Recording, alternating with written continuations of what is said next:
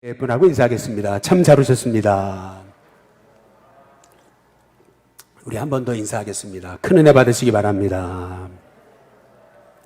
마지막으로 인사하겠습니다. 기도의 용사 되십시오. 우리 같이 인사하겠습니다. 혹시 미즈노 겐조라고 하는 일본의 유명한 눈 깜빡이 시인에 대해서 혹시 아십니까? 이 미즈노 겐조라고 하는 분은 11살에 열병을 앓았다가 결국 뇌성마비 환자가 되고 말았습니다.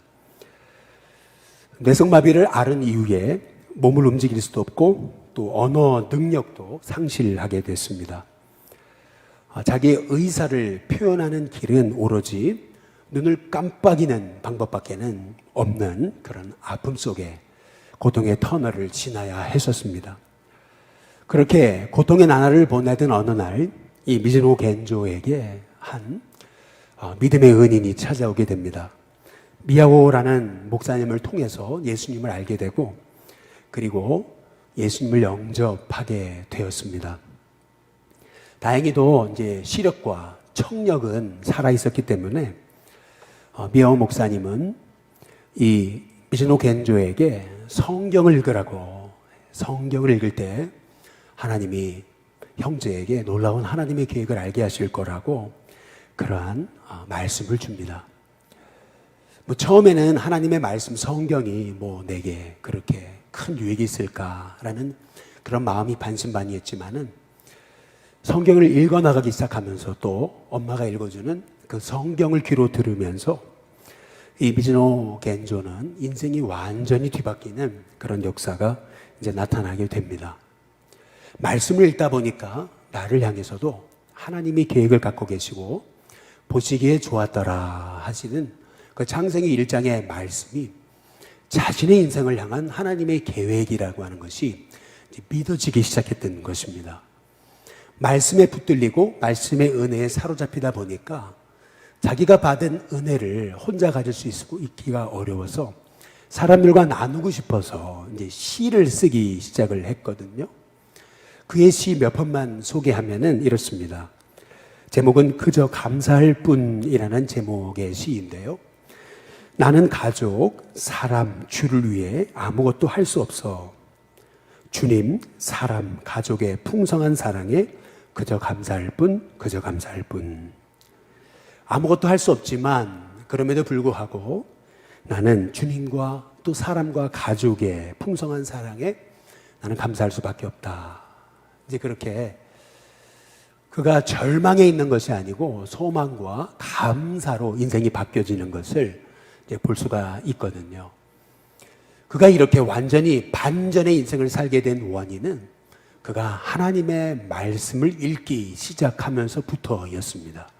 하나님 말씀이 들려지기 시작하고 말씀을 깨달아 알기 시작하면서부터 세상을 바라보는 그 시각이 달라졌던 거예요. 그의 시 한 가지 더 소개해드리면은 하나님이라는 시가 있습니다. 33년 전에 뇌성마비가 되었을 때 하나님을 원망했습니다. 그것이 그리스도의 사랑에 닿기 위해서라는 것을 알고 감사와 기쁨으로 변했습니다. 33년 전에 처음 뇌성마비에 걸렸을 때 정말 지극히도 하나님을 원망했다는 거죠. 그러나 하나님 말씀을 통해서 하나님의 은혜를 알고 나니까 이 모든 것이 예수님께 닿기 위한 하나의 과정이었다라는 것을 알게 돼서부터는 그의 삶에 감사와 기쁨이 흘러넘쳤다라고 하는 그러한 참 믿음의 간증인 것이죠. 아무리 인생의 깊은 터널을 지나는 인생이라도 말씀의 은혜가 임할 때 그 인생은 완전히 변화받는 소망의 도구가 되는 것을 우리는 이 미즈노 겐조라고 하는 이 눈 깜빡이 시인의 이 고백과 간증을 통해서 이제 깨닫게 되는 것입니다. 저는 오늘 너무나 기초 중에 기초 같은 말씀, 우리가 왜 말씀을 읽어야 되느냐라고 하는 그 주제를 가지고 함께 좀 말씀을 나누고자 하는 건데요. 먼저 첫 번째는 하나님 말씀이 임할 때 내 삶에 흑암이 떠나가는 역사가 나타나기 때문에 우리는 말씀을 읽어야 된다는 겁니다. 우리 오늘 창세기 1장 2절에서 3절에 보시면은 땅이 혼돈하고 공허하며 흑암이 기쁨이 있었다. 이제 이렇게 말씀하고 있습니다.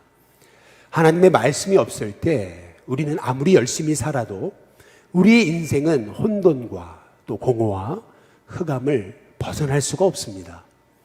그런데 오늘 창세기 1장 3절에 보면은 아무리 혼돈과 공허와 흑암이 있었다 하더라도 말씀이 임하니까 하나님이 이르시되 빛이 있으라. 말씀이 임하니까 빛이 생기는 역사가 일어나잖아요.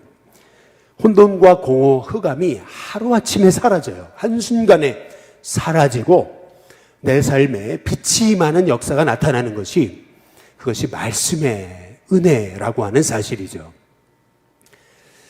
인간이라고 하는 말의 영어는 human being이라고 합니다. human이라고 그러죠.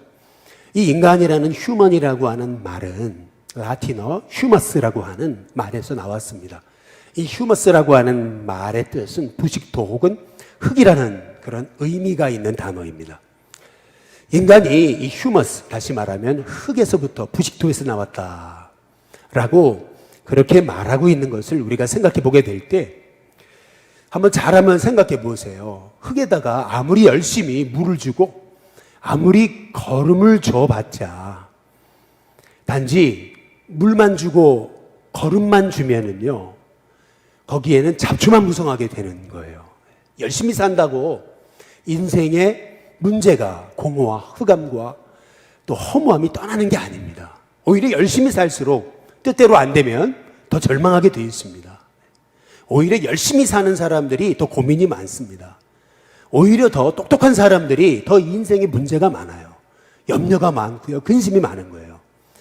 사람이 자기 힘으로만 가지고 열심히 산다고 인생의 흑암과 공허와 흑암이 떠나는 게 아닙니다. 인간, 이 흙으로 창조된 인간에게는요, 반드시 열심히 사는 것보다 더 중요한 거, 거기에 말씀이 임해야 된다는 거죠. 흙에 말씀, 씨앗이 떨어져야 그 씨앗이 결국 자라가지고 결국에는 꽃이 피고 열매가 맺히게 된다라고 하는 거죠. 말씀은 그래서 우리 예수님이 말씀하시듯이 씨앗과도 같아요. 마태복음 13장에 천국의 비유에서 우리 예수님이 길가, 돌짝, 그리고 가시밭에 떨어진 씨앗에 대해서 말씀하시잖아요. 그리고 좋은 땅에 떨어진 씨앗에 관해서 말씀하십니다.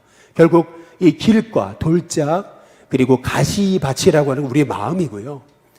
좋은 땅, 좋은 밭, 옥토도 우리 마음이 있는 거예요. 근데 이 마음에 씨앗이 떨어져야 된다는 거죠. 씨앗은 다 똑같아요. 길가, 또 돌짝, 가시밭, 좋은 땅에 떨어진 씨앗은 다 똑같습니다. 그런데 어떤 마음밭에 떨어졌냐에 따라서 그 씨앗은 30배, 60배, 100배의 결실을 할 수 있다라는 말씀이죠. 결국에는 우리의 삶에 열매가 있느냐 없느냐라고 하는 것은요, 먼저는 우리가 옥토와 같은 마음을 준비해야 되지만은, 그러나 그 옥토와 같은 마음이라 할지라도 말씀이 떨어지지 않으면은, 말씀의 씨앗이 떨어져야지만이 그 옥토와 같은 그 마음밭에 30배, 60배, 100배의 결실을 하게 되는 은혜가 있게 된다라고 하는 말씀입니다. 저와 여러분이 뭐 착하다고, 뭐 열심히 산다고 내 인생에 문제가 해결되고 공허가 사라지는 게 아니에요.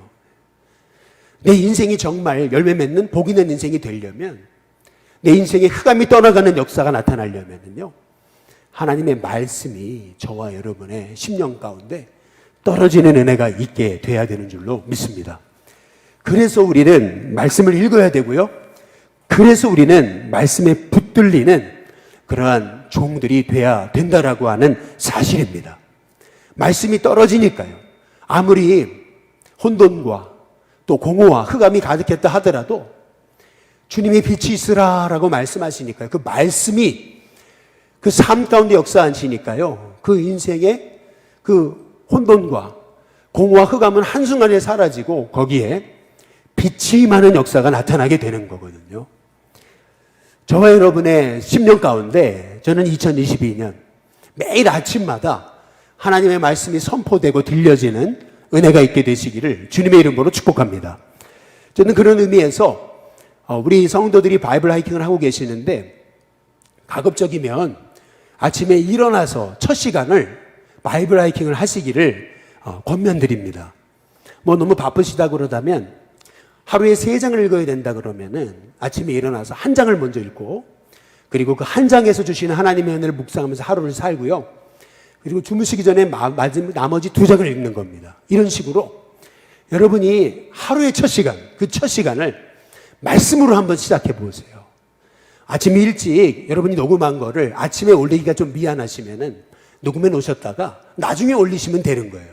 근데 중요한 것은 내가 나의 첫 시간을 말씀으로 시작하느냐, 말씀으로 시작하지 않느냐, 내 삶에 말씀이 들려지느냐, 들려지지 않느냐, 내 삶에 말씀으로 인생의 문제를 해석하느냐, 그렇지 않느냐. 여러분, 이 차이는 엄청난 차이입니다. 아무리 내 삶에 힘들고 어려운 일이 생겨도요, 그 힘들고 어려운 일을 말씀으로 해석할 수 있다면 저와 여러분의 인생의 문제는 문제가 아닙니다. 문제는 오히려 하나님이 일하시는 통로와 계기가 되는 은혜가 있게 될 줄로 믿습니다. 시편의 107편 19절 20절에 보시면은 이런 말씀을 하세요. 이에 저희가 근심 중에 여호와께 부르짖었다 그랬습니다. 근데 하나님이 어떻게 응답하시고 우리의 삶을 고치시냐면은 하나님이 그 고통에서 우리를 구원하시는데 20절에 보니까 저가 뭐를 보냈어요? 말씀을 보냈다 그랬습니다. 말씀을 보내셔서 고치사 건지신다라고 이렇게 말씀하고 계세요. 하나님이 말씀을 보내셔야 되는데 우리가 말씀 없이 산단 말이죠. 우리가 문제를 만나면은 금방 우리의 생각과 판단과 기분과 감정이 앞선단 말이에요. 너무나 환경은 크게 보이는 거고 내 문제는 해결할 수 없을 것처럼 너무나 절망적으로 여긴다는 거예요. 그러나 우리 하나님께서는요, 그 문제마저도, 그 위경마저도 바꾸실 수 있는 하나님이시라고 믿고 우리가 정말 기도한다면요, 우리는 하나님이 우리 인생의 문제 가운데, 위기 가운데 말씀을 보내실 수 있도록 저와 여러분이 말씀 앞에 서는 은혜가 있게 되어야 되는 줄로 믿습니다. 그래서 신앙생활이란 결국 말씀의 생활이잖아요. 이 말씀을 먹고 또 말씀을 받아서 말씀대로 순종하며 사는 삶이 아니라면은요, 우리는 계속 내 육의 생각이 발동해가지고요, 내 인생의 삶이 진짜 복의 통로가 되기 어려운 거예요. 결국에는요, 내 인생의 정욕을 십자가로 쳐서 나를 복종시켜야 되는데, 결국 나는 죽고 우리 주님이 주인 되셔서 내 삶에 일하시려면은, 그러면 매일 내가 말씀에 붙들리고 말씀에 청종하고 그 말씀이 내 삶에 들려지는 은혜가 있어야 되는 거거든요. 그러기 위해서 저는 우리 일신교회 성도들이 한 사람도 빠짐없이 우리 아이들마저도 이렇게 말씀을 가까이 하고 말씀을 읽고 선포하고 또 그 말씀 속에서 내게 주시는 음성이 무엇인가 분별하면서 이 말씀이 나를 이끌어가는 그런 저는 2022년이 됐으면 좋겠습니다. 그래서 어찌하든지 간에 말씀에 붙들리는 그런 삶이 돼서 저와 여러분의 삶에 아무리 인생의 흑암과 문제가 찾아와도 그것이 문제가 아니고 그 흑암 중에 말씀하시고 계획하시는 그 하나님의 은혜를 발견하는 우리 일신교회 성도님들 되시길 주님의 이름으로 축복합니다. 두 번째로 우리가 왜 성경을 읽어야 되는 거냐 하면은 성경을 읽을 때 내가 얼마나 존귀한 존재인지를 깨닫게 된다라고 하는 사실입니다. 창세기 1장 2절에서 3절에 보면은 빛이 있으라 그러시잖아요. 창세기 1장 3절에 빛이 있으라 그러셔요. 그랬더니 빛이 있었고 라고 말씀하세요. 근데 4절에 보니까 빛이 하나님이 보시기에 좋았다. 이제 이렇게 말씀하시는 것을 이제 볼 수가 있습니다. 하나님이 빛이 있으라 하시고 빛을 보시고 너무 좋으셨대요. 하나님이 지금 착각하시는 겁니까? 본인이 만드시고 혼자 스스로 자화자찬하시는 거예요? 그렇지 않죠. 하나님이 만드신 이 세상 우주 만물 그리고 저와 여러분이 얼마나 하나님 보시기에 좋으셨는가라고 하는 것을 하나님이 이 세상 우주 만물을 만드실 때마다 좋았더라 좋았더라 좋았더라 좋았더라 그리고 심히 좋았더라 라고 우리 하나님께서 이제 말씀하고 계시잖아요. 오늘 우리 마 목사님네 우리 사모님 애기, 우리 러닝이가 오늘 이제 퇴원을 해가 산후조리원을 갔어요. 그런데 한 11시쯤 전화가 오셔가지고 잠깐 교회 가도 되냐고. 그래서 목사님 기도받고 싶다고 이제 그래요. 그래서 제가 깜짝 놀랐어요. 아니, 어떻게 올 수 있냐고. 그랬더니 마침 산후조리원이 12시까지 오라 그래가지고 그래서 퇴원을 하는데 잠깐 교회 들렸다 갈 수 있다고 이제 그러면서 기도받고 싶다고 이제 그러셔서 오셨어요. 제가 걱정이 돼가지고, 아, 이렇게 추운데 어떻게 와가지고 이제 기도받냐고. 이제 그랬더니 괜찮다는 거예요. 그래가지고 이제 교회 와가지고 이제 기도를 받고 그리고 이제 산후조리원에 들어가셨거든요. 뭐 우리 평상시에 우리 성도들 자녀들 기도해 주듯이 그냥 그렇게 똑같이 기도해 줬어요. 근데 신기하죠. 기도가 끝났는데 보니까 목사님도 그렇고 사모님도 그렇고 두 눈에 눈물이 가득해요. 얼마나 그 얼굴에 눈물이 가득했는데 닦아도 그게 닦은 티가 안 나요. 제가 이제 그걸 보면서 그런 생각을 해봤어요. 40에 나왔으니 얼마나 귀하고 얼마나 좋습니까? 그런데 뭐 40에 나왔기 때문에 그렇게 귀하고 좋겠어요? 부모가 볼 때 자녀는 얼마나 귀합니까? 그렇지 않아요? 감사원금을 딱 준비해가지고 딱 이렇게 드리시는데 그 마음을 보면서 아, 이게 부모의 마음이 아닐까라고 하는 그런 생각을 제가 해보게 이제 됐습니다. 부모가 자식을 볼 때 얼마나 사랑스럽고 좋아요. 자녀를 보기만 해도 좋은 거 아니겠어요? 마찬가지죠. 하나님이 온 우주 만물을 창조하시고 좋았더라 하신 것은 하나님의 자화자찬이 아니죠. 하나님 립서비스가 아니에요. 하나님이 착각하시는 게 아니에요. 하나님이 그토록 우리를 보시면서 이 세상을 만드시고 창조하신 후에 우리에게 이 세상 만물을 다 주시면서 이 좋은 세상 네가 한번 청지기가 돼서 이 땅을 한번 다스려봐라. 정복해봐라. 이 땅의 관리자로 너를 임명하노라 하시면서요. 하나님께서 우리를 맡기시면서 우리를 보시면서도 심히 좋았더라. 하나님이 말씀하시는 게 하나님이 우리를 얼마나 귀한 존재로 여기시는지. 여러분, 우리가 성경을 보게 되면서요, 말씀을 보게 되면서 창세기를 읽어나가고 성경을 읽어나가면서 우리는 내가 이렇게 하나님 보시기에 정말 둘도 없는 좋은 존재였는가, 나에 대해서 새롭게 바라보는 그런 영적 자존감이 바로 세워지는 은혜가 말씀을 읽으면서 생겨지게 된다라고 하는 사실이에요. 그래서요, 우리는 성경을 읽어야 돼요. 말씀을 가까이 해야 되고 늘 말씀으로 우리의 인생을 해석하는 그런 은혜가 있게 되어야 된다는 것입니다.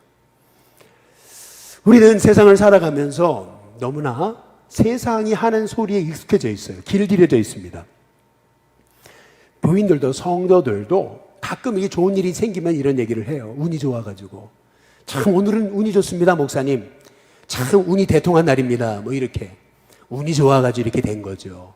다들 그렇게 얘기를 해요. 그러나 우리가 믿음의 사람이고 하나님의 창조의 섭리 가운데 우리 인생을 보게 되면은요, 하나님께는 우연은 없어요. 세상은 이 100조 개가 넘는 이 우주 만물의 별들 말이에요. 이 별들이 우연히 생겼다고 얘기하지만, 아니 어떻게 100조 개가 넘는 여러분 이 우주의 별들이 우연히 생겼다고 믿는 것도 그것도 기적 아니겠습니까? 한 은하계만 1천억 개의 별이 있다고 하는 그러한 얘기를요, 그것이 질서 있게 움직인다라고 하는 사실을 다 우연이다 라고 하는 그것을 믿는 것 자체가 사실은 기적이 아니겠어요? 우리는 인생의 모든 벌어지는 일을 세상 사람들이 얘기하시에 다 우연이라고 생각을 하는 거예요. 우연이라고 생각하니까, 우연히 이 사람 만나가지고 우연히 결혼하는 거니까.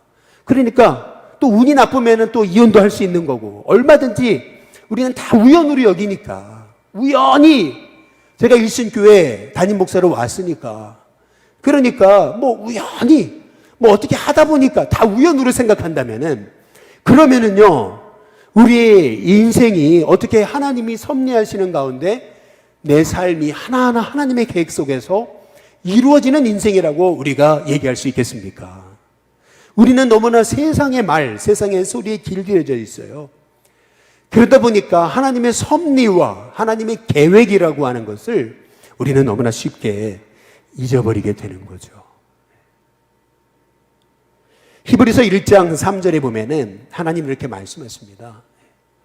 이는 하나님의 영광의 광채시여 그의 본체의 형상이라 그의 능력의 말씀으로 만물을 붙드신대요. 하나님의 능력의 말씀으로 만물을 붙들고 계시는 분이 바로 우리 예수님이세요. 말씀으로 붙들고 계신다라고 한다면요, 그 말씀의 능력, 말씀의 은혜, 그 말씀의 축복은 어마어마한 거죠. 우리가 하나님 말씀을 깨달아 아는 눈이 열려져야 우리 인생이 얼마나 하나님 보시기에 존귀하게 만들어졌고 지어졌는지를 우리가 깨달아 알기 때문에요. 아무리 힘들고 어려운 일이 있어도 하나님은 나를 붙드신다. 그의 능력의 말씀으로 만물을 붙들고 계시는데요, 하물며 나를 붙들고 계시지 않겠습니까? 그런 의미에서요, 우리는 말씀을 가까이 해야 돼요. 말씀을 끊임없이 읽어 나가야 돼요. 말씀은 항상 투 트랙으로 여러분이 상고해야 되는 겁니다. 묵상을 하지만요, 묵상으로 멈추면 안 돼요. 읽어야 돼요. 이 투 트랙이 굉장히 중요합니다. 묵상이라고 하는 것은 한 7, 8절 아주 깊이 있게 보는 거라면은요, 읽는 것은 통으로 읽는 거예요. 1장, 2장, 3장, 4장 통으로 읽어 나가는 거예요. 통으로 읽어 나가야 되는 이유는 뭐냐면은, 통으로 읽어 나가면서 우리는 내 생각에 사로잡히는 것이 아니고 하나님의 말씀의 순서에 따라서 그것을 순서 없이 읽어 나갈 때, 차례차례 읽어 나갈 때 우리는 오늘 나에게 주시는 하나님의 음성에 우리가 사로잡힐 수가 있기 때문에 그렇습니다.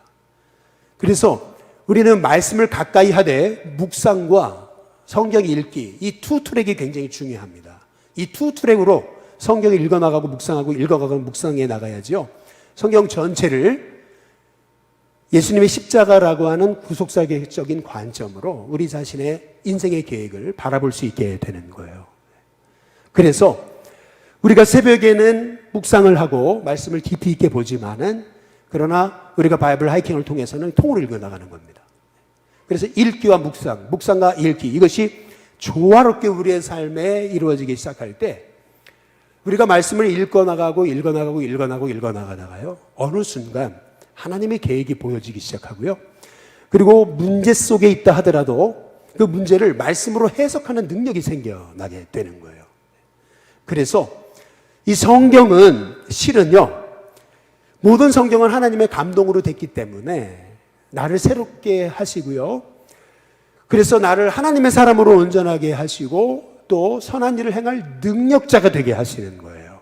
인격의 사람, 능력의 사람, 동시에 하나님의 사람이 되고 능력의 사람이 되게 하는 지혜가 이 성경 안에 있는 거죠. 그래서 저와 여러분이요, 우리가 2022년 바이블 하이킹을 하면서 사실은 시간을 내서 매일 읽고 한다는 것이 어떨 때는 좀 그만두고 싶은 그런 유혹도 받지만은, 그럼에도 불구하고요, 여러분이 꾸준히 성경 앞에서는, 꾸준히 말씀 앞에서는, 꾸준히 하나님의 말씀을 통해서 내 삶을 해석해 나가는 그러한 지혜와 능력을 여러분이 갖추게 될 때, 저와 여러분의 인생에 향하신 하나님의 복은 정말 무한정합니다. 그래서 저는 우리 신교회 성도님들이요, 성경을 읽어 나가셔야 돼요. 끊임없이 읽어 나가다가 그렇구나, 내가 이렇게 하나님 보시기에 둘도 없이 존귀한, 너무 귀한 존재이구나 깨닫게 되면서요, 저와 여러분의 인생, 여러분의 가정, 여러분의 자녀가 살아나는 은혜가 있게 될 줄로 믿습니다. 마지막 세 번째로 우리가 성경을 읽어야 되는 이유는 나를 향한 하나님의 계획이 성경을 읽으면서 믿어지기 때문에 그렇습니다. 우리가 요새 그 요셉에 관한 말씀을 우리가 바이블 하이킹을 통해서 읽잖아요. 저도 바이블 하이킹 통해서 요셉의 말씀을 읽어 나가다가 막 울 뻔했어요. 막 눈물이 터져 나올 뻔했어요. 이제 그 이유는 그 요셉이 겪었던 그 어려움들을 가슴으로 느껴보게 되면서 하나님이 자꾸 이렇게 눈물이 나게 하시더라고요. 요셉이 노예로 끌려갔을 때 얼마나 그가 그의 인생이 기가 막혔겠습니까? 하늘이 무너지는 그러한 절망이 찾아왔지 않겠어요? 극단적인 선택을 하고 싶은 그러한 충동이 몰려왔지 않겠어요? 근데 놀랍게도 요셉은요, 보디발의 집에서 보디발에게 인정받아서 보디발의 집에 총무가 된 것처럼 감옥에 들어가서도 그 간수장에게 인정을 받아가지고 그 감옥 안에 총무가 되는 그러한 일종의 이 감옥을 책임지는 인물이 되었던 것을 이제 볼 수가 있어요. 실은 우리가 한번 요셉의 인생을 잘 생각해 보시면은요, 요셉이 뭐 언제 바로를 만난 적이 있습니까? 또 아니 요셉이 바로와 만날 수 있는 사람입니까? 아니 바로가 요셉을 왜 만나줍니까?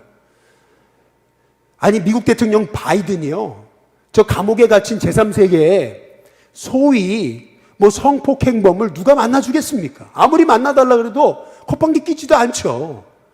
도대체 만날 수 있는 인생이 아닙니다. 이거는 인생의 동선이 겹칠 수 있는 그러한 인생의 동선이 아니에요. 근데 신기하죠?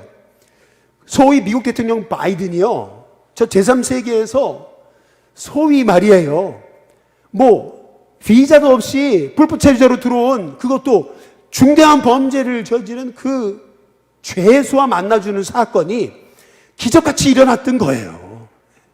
그게 어떻게 그렇게 가능했겠냐는 거예요. 이유가 있잖아요. 요셉이요, 그를 본 사람들이 있잖아요. 바로가 꿈을 꿨는데 아무도 해결할 수가 없잖아요. 아무도 그 문제를 해결할 수가 없어요. 근데 요셉의 인생을 보아온 사람들이 있잖아요. 이 문제를 풀 사람이 있다는 거죠. 한번 이 사람 만나보시라는 거예요. 바로가 뭐 만난다고 되겠냐? 근데 그 옆에 있는 사람이 꼭 만나보셔야 된다고 그러니까요. 그러니까 요셉을 불러들여서 만났는데, 여러분 리더는 벌써 리더를 알아보는 겁니다. 리더는 인물을 알아보는 거예요. 요셉을 딱 만났는데 요셉이 하는 말 한마디가요, 이 바로가 그동안 생각했던 모든 고민을 한순간에 다 풀어주잖아요. 벌써 이 요셉은요, 보디발의 집에서 그리고 감옥에서 수많은 훈련을 통해 가지고 세상을 보는 안목이 생겼잖아요. 하나님의 지혜가 부어지잖아요. 그러니까 바로를 만났는데도 얼마나 명철하고 지혜롭습니까? 한순간에 바로가 요셉을 보면서 완전히 감동되어 버리고, 너같이 하나님의 영에 감동된 사람은 난 본 적이 없다, 이제 그렇게 얘기하는 거 아니겠어요? 이런 요셉의 사건을 읽어 나가기 시작하면서요, 우리는요, 내 인생의 문제와 어려움도 하나님이 이렇게 요셉처럼 해결해 줄 수 있다 라고 하는 믿음이 생기면서요, 하나님의 계획을 신뢰하는 믿음의 눈이 열려지는 거예요. 성경을 읽어야 우리가 요셉처럼 생각하고 요셉처럼 판단하고 요셉의 눈으로 세상을 바라보는 지혜가 생겨지기 시작한다는 거죠. 그러면서 우리는 성경을 읽어나가면서 아무리 우리 인생이 어렵고 힘들어도 우리의 인생의 문제를 하나님이 주신 성경의 시각을 가지고 문제를 푸는, 그러다 보면서 우리가 하나님의 계획을 깨닫게 되는 지혜를 보게 된다는 거죠. 그래서 사실은 창세기 1장 1절에 보시면은, 다 함께 한번 같이 읽어보겠습니다. 함께 있습니다. 시작. 태초에 하나님이 천지를 창조하시니라. 사실은요, 이 창세기 1장 1절만 믿어져도요, 우리 인생의 문제는 다 풀리게 돼 있습니다. 실은 내 인생에 아무리 흑암과 혼돈과 공허가 가득해도요, 태초에 하나님이 천지를 창조하셨다라고 하는 이 하나님이 믿어진다면은, 그러면 우리의 인생에 찾아든 인생의 절망이 어떻게 절망이 될 수 있겠습니까? 창조주 하나님께서 나의 하나님이 되시는데 말이죠. 여러분이 성경을 읽어나가면서 이 성경이 여러분에게 임하는 역사가 일어나기 시작할 때, 저와 여러분은요, 하나님이 주시는 복의 통로로 바뀌는 은혜가 있게 됨을 믿으시기를 주님의 이름으로 축복합니다. 그래서 올해 우리가 정말 말씀에 붙들리는 운동, 말씀에 붙들리는 그런 삶을 한번 살아보자는 거예요. 말씀으로 인생을 해석하고, 말씀을 읽다 보니까 내가 해석하려고 했던 게 아니고 나중에 보니까 말씀이 내 삶을 해석하기 시작하면서, 내가 읽는 것이 아니라 말씀이 내 삶을 읽어나가기 시작하면서 내 삶이 말씀으로 세워지는 그런 비밀들이 저와 여러분 가운데 일어나는 축복이 있게 되시기를 주님의 이름으로 축복합니다. 투러캐시라고 하는 그러한 미국의 유명한 칙필레라고 하는 그런 프랜차이즈의 대표 회장이 계셨습니다. 한번 사진을 보여주시면은 이분은요 아주 조그만한 소위 우리식으로 말하면 시골의 한 구멍가게에서 가게를 시작했던 거예요. 근데 여러분 이 가게가요 미국의 최대 프랜차이즈 전문점이 됩니다. 뭐 우리는 맥도날드만 알지만은요 미국에서 맥도날드보다 더 앞서가는 1위 프랜차이즈로 알려진 기업이 칙필레입니다.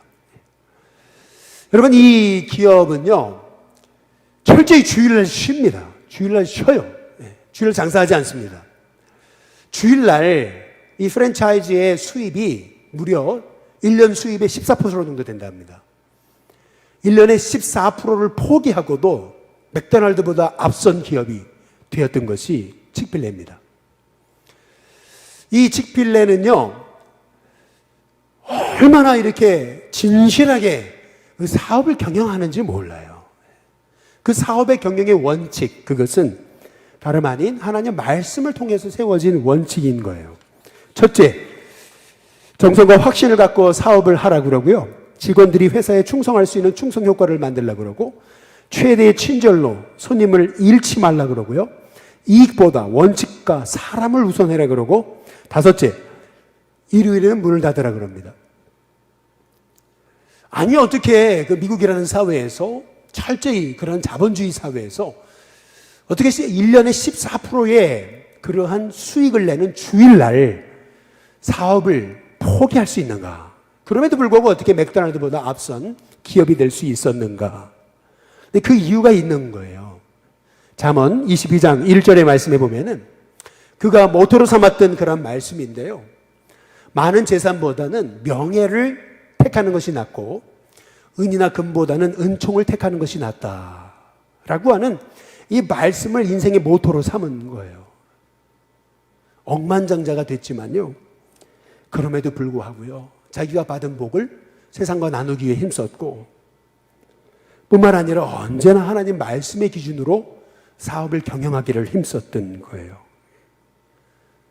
미국 사회에서 엄청난 지탄을 받았던 이유 중에 하나는 동성애를 반대하면서 엄청난 그러한 그 동성애 사람들에게 엄청난 그러한 비난의 화살을 받았던 기업 중에 하나입니다.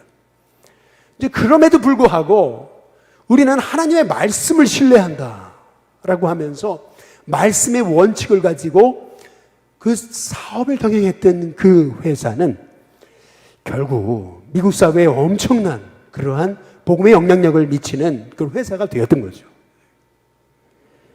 마찬가지로 저와 여러분의 인생이 말씀하면 붙들리기 시작할 때 세상에서는 안 된다라고 했던 그러한 문제들마저도 하나님은 저와 여러분이 하면 되게 되는 은혜를 주시는 은혜가 있게 될 줄로 믿습니다. 참 이상해요. 다른 사람이 하면 안 됐는데 요셉이 하면 되는 거예요. 참 이상해요. 요셉이 얘기하면 다 이루어지는 거예요. 그 이유가 뭐겠느냐는 거죠. 하나님이 동행하시니까요. 마찬가지죠. 저와 여러분의 인생에도 매일 하루의 인생의 삶을 시작할 때 말씀으로 하루를 시작하면서 그 말씀이 저와 여러분의 삶의 등불과 빛이 돼서 말씀의 인도를 받아서 여러분이 말씀의 사람으로 여러분의 인생이 세워지고 우리 일신교회가 말씀으로 세워지는 교회가 되기 시작할 때 저는 우리 일신교회를 통해서 하나님이 하실 일이 있음을 저는 분명히 믿습니다. 그렇기 때문에 참 어려운 일이지만은 말씀을 다 소리를 내서 읽어가지고 녹음해서 올리고 하는 게 쉽지 않은 일이라는 건 잘 알고 있어요. 그러나 한번 이러한 말씀에 사로잡히는 삶이 우리의 삶에 이어지기 시작할 때 하나님이 저와 여러분의 삶에 참 놀라운 일을 행하실 거라고 하는 그런 믿음이 있습니다. 한번 저와 여러분의 인생이 문제에 사로잡히고 흑암에 사로잡히고 인생의 염려와 근심에 사로잡히는 것이 아니라 한번 올해 말씀에 사로잡히는 은혜가 있었으면 좋겠습니다. 그 말씀이 저와 여러분을 이끌어가고 결국 인생의 위경 중에도 하나님 말씀을 보내셔서 그 위경 중에 우리를 건지시는 그런 은혜가 저와 여러분 가운데 일어나는 복의 은혜가 있게 됐으면 좋겠습니다. 여러분의 삶이 이 말씀으로 세워지고 여러분의 가정이 말씀으로 인도함을 받고 말씀으로 쓰임을 얻어서 저와 여러분의 인생이 복 있는 사람처럼 시절을 따라 열매를 맺고 하는 일이 형통하는 그런 하나님의 은혜를 경험할 수 있게 되기를 주님의 이름으로 축복합니다. 같이 기도하겠습니다. 좋으신 하나님.